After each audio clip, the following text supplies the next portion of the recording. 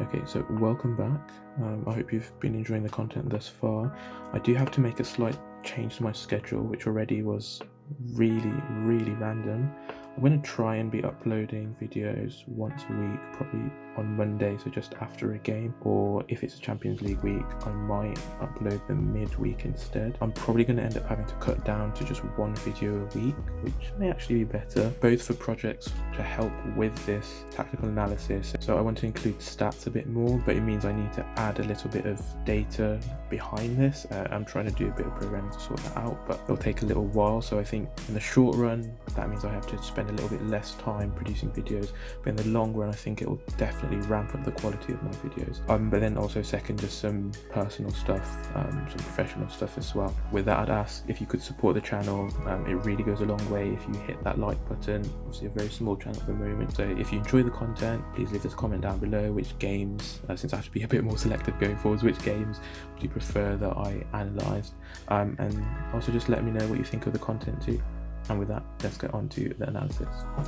Okay, so Brentford's build-up. Often they chose to set up in a 3-2-3-2 from their kickoffs, almost always going long, especially in the first half. And actually, I'd say both teams went long in the first half predominantly. Brentford did decide to mix it up at times, but mostly that was second half instead, and much later in the game. Whereas I'd say Liverpool were a lot happier in the second half to just get the ball on the deck from Alisson and kind of try and play a bit more. So from all sorts of situations at the back, so we're thinking dead ball goal kicks as well as also free kicks, centre backs just kind of having the ball at the back, maybe through regain of possession or something like that. They were happy to go long, and they did it consistently and always consistently in this specific area. So I really think they were trying to target the right hand side of Liverpool's defence.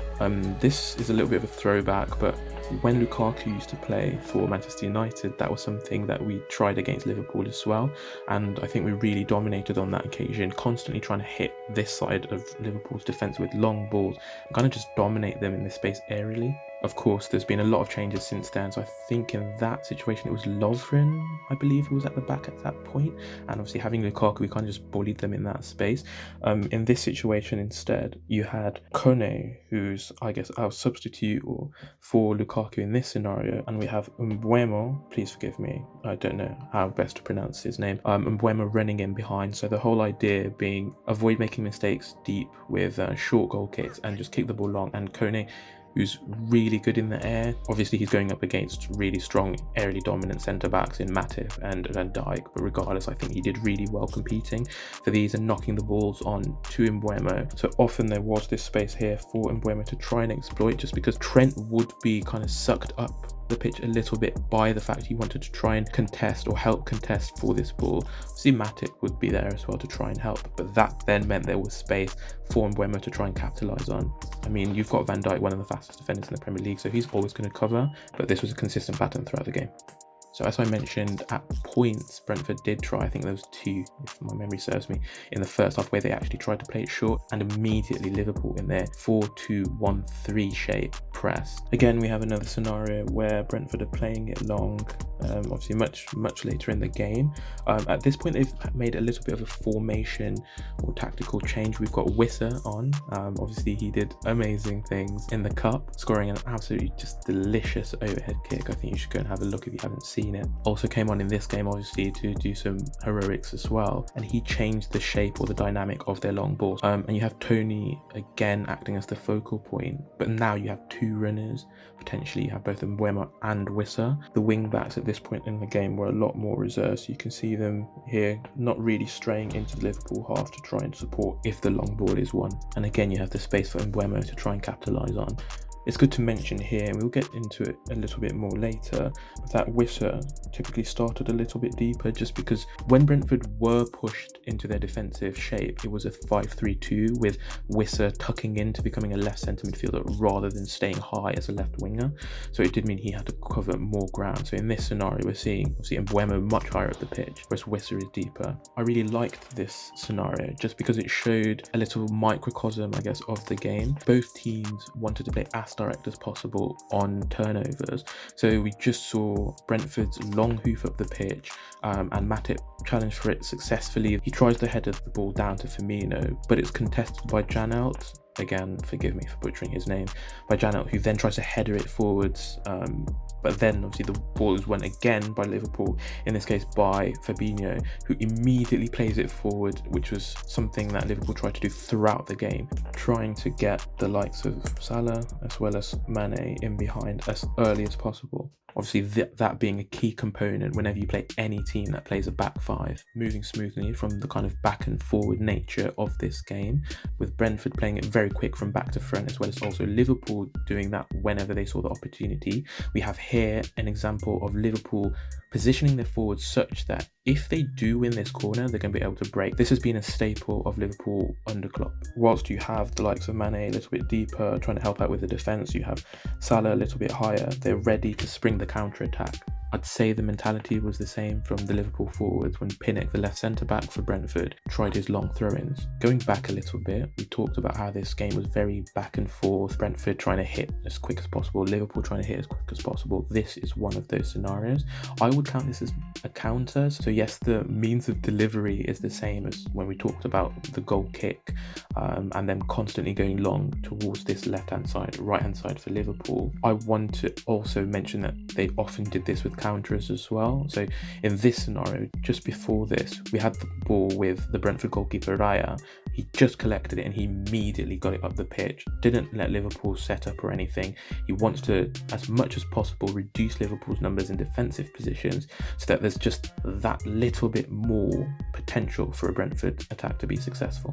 So yeah, as I mentioned, exactly the same means of delivery as before. So again, we have Tony, who's the target man, and then we have Mbeumo trying to get him behind into that space vacated by Matip and Trent because he was further up the pitch trying to support the Liverpool attack, and Matip because obviously he's contesting against Tony. And one final example of Brentford's counters, except in this scenario we have the ball played as more of just a through ball for Tony or Mbeumo to get onto, and I really like this example just because it shows how quickly the ball moved back and forth from Liverpool's possession to try and hit Mane and Salah, and immediately back the other way once Brentford had any sort of control or a touch on the ball.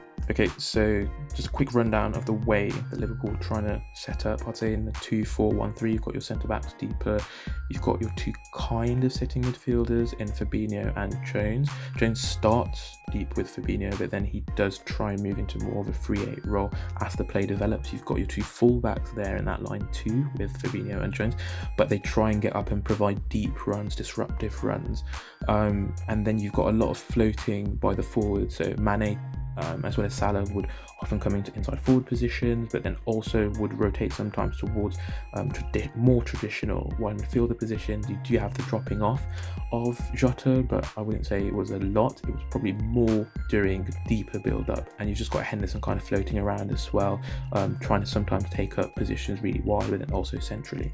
In this scenario, you see a lot of that. So you can see Jordan Henderson really high up the pitch. Again, like I said, floating around, trying to pull the centre-backs, the wide centre-backs of Brentford around, with the fact that they have a back five and then, you know, the shielding three centre midfielders. You really need to move them, so you do have to commit more players than Liverpool would against, you know, a team that's playing a back four or the like. You have the disruptive run, as I want to call it, of Trent Alexander-Arnold relatively deep. You've got Curtis Jones, who sometimes would start a little bit deeper, roughly around here, but in this case we see him very high in that 3-8 role. And then we've got Firmino as that sitting midfielder. In this scenario, we've got Mane inside as a centre forward, and then we've got Salah outside as more of a wide midfielder winger role. I think it's also good to point out Mbeumo's position as well. We'll talk about it a little bit later, but he did this whenever he saw that the midfield as well as the defence of the team were getting overrun. I really liked this phase of play just because it both showed you how Liverpool attacked, but then also how they counter-pressed. So once Liverpool tried this move, Henderson tried a little flick towards Trent, who was trying to make that run, but it breaks down. Brentford get the ball, they try and break out, but Salah rushes across. Jones is rushing to try and cover. You've got Trent coming across as well, and Trent gets a toe in, and then Salah's able to just take the ball and pass it back, and, you know, danger averted, and Liverpool back on the ball, back putting the pressure on Brentford. Typically, Brentford for me were pressing for me in a 3-4-1-2, although I do think there was some fluidity to that 4-1, so the midfielders, wing backs, the one in this case being Onyeka. I say fluidity because in this scenario we can see Onyeka here on the right. On other occasions we saw him trying to mark Firmino instead. Brentford centre midfielders would track the two sitting centre midfielders or whoever was in those roles for Liverpool as they tried to build up with a short goal kick. So in this scenario, it's a little bit weird because instead of Jones, we actually have Jota over here. He's dropped off and replaced Jones as the left-sided centre midfielder. We've got Firmino in his more traditional role, and then we've actually got Jones just over here being pressed by the wing-back, Cañas.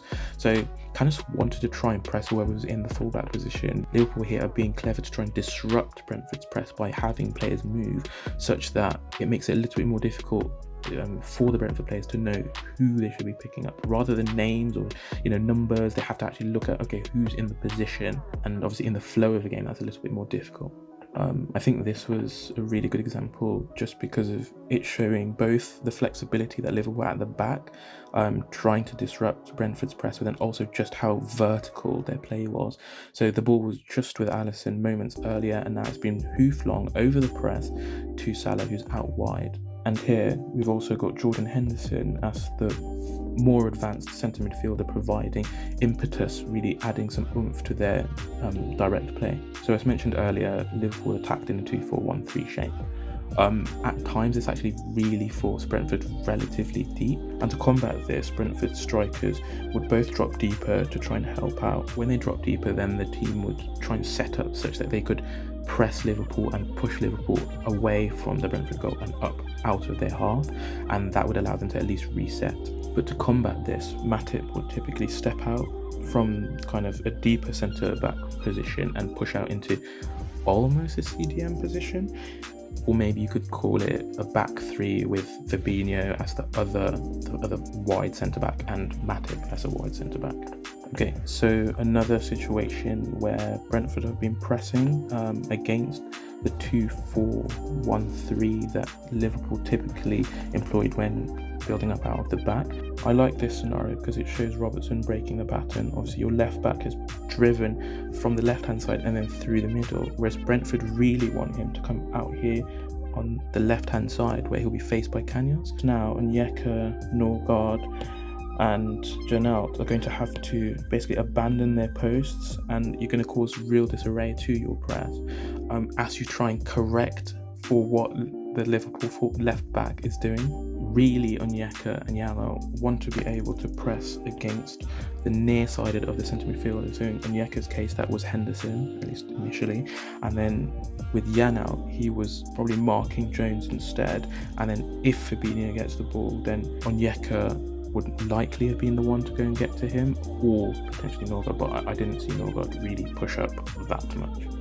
So further to talking about the 3-4-3 press that Brentford preferred once they had Wissa on as the left winger. Wissa operated as both a left winger but then also as a left-sided CDM. So left winger in the attacking phase of the game and left-sided centre midfielder in the defensive side of the game.